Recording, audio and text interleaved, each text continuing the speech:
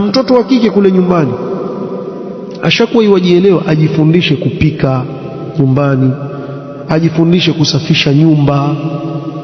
Ndio maana wazazi wengine huwapeleka watoto wao wa kike, washaolewa, ashakuwa mkubwa, hajui usafi wa nyumba chafu, ndio yuanza kufundishwa kule.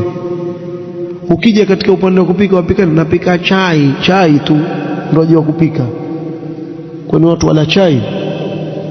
Na ulikuwa wafanya nini? Alikuwa asoma nini sasa? Na haya ndio masomo muhimu zaidi katika kila kitu.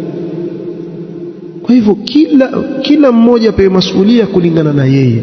Mtoto wa kike afundishwe masuhulia yake ndani ya nyumba, kuanzia aanze kujiweza.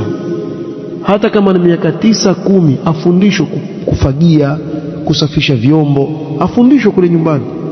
Sababu majukumu yake yatakuja kumbeba kule mbele.